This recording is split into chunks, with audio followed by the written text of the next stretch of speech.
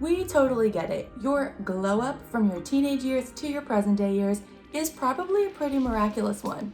And we hate to take that away from you, but this week we have the glow up of the century on cool stuff, strange things.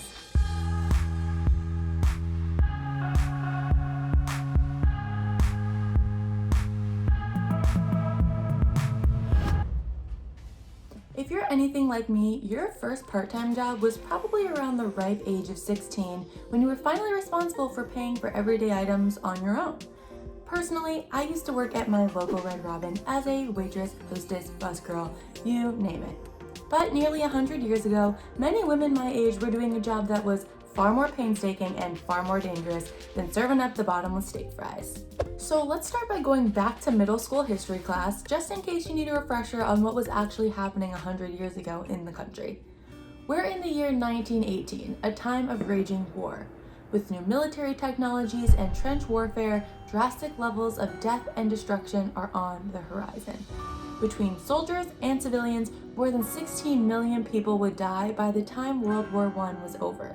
Because so many men were enlisted to fight for our country, the dynamic of the common workplace kinda did a total 180. To compensate for the vacated positions of males who had gone to war, many women were recruited for jobs to replace them. And as I mentioned, World War I was a time of innovation. With new weaponry and new technology, the demand for production was at an all-time high.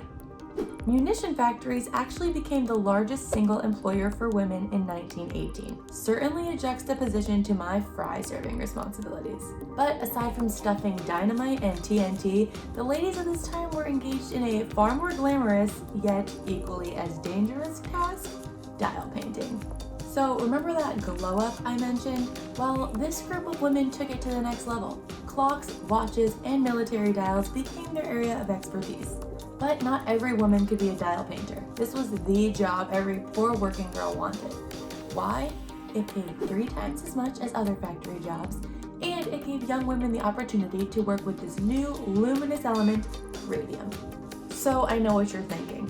Who in their right mind would want to work with radium? Well, believe it or not, radium was actually a popular health craze during this time.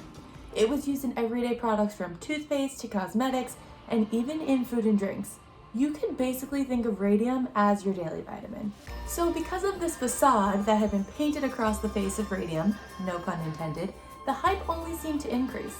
Radium paint was applied to wristwatches and clock faces to give them a magical glow. The young ladies working on these timekeepers would dip their brush in the radium paint, bring it to their mouth and point the tip before applying the paint to the dials, ingesting scarce amounts of radium with each and every stroke. After a full shift of this behavior, it's no surprise that the women themselves actually began to glow. In the early 1920s, some of the radium girls actually started developing symptoms. The first death occurred in 1922 when 22-year-old Molly Maggia died after enduring a year of pain. Although her death certificate incorrectly states that she died of syphilis, she was actually suffering from a condition called radium jaw.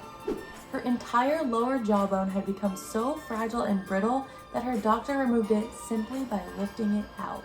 It wasn't until 1924 that the United States Radium Corporation decided to investigate the effects further. And even then, it wasn't the end of radium as we know it. It wasn't until 1968, after years of cases, attempts to sue, health issues, and many unfortunate deaths, that radium was totally phased out of production. And while the story of the Radium Girls is truly a sad one with a bunch of unhappy endings, we do have them to thank for so many medical advances. Without their fights for justice and countless health ailments surrounding the stuff, we wouldn't know much about the effects of radium at all.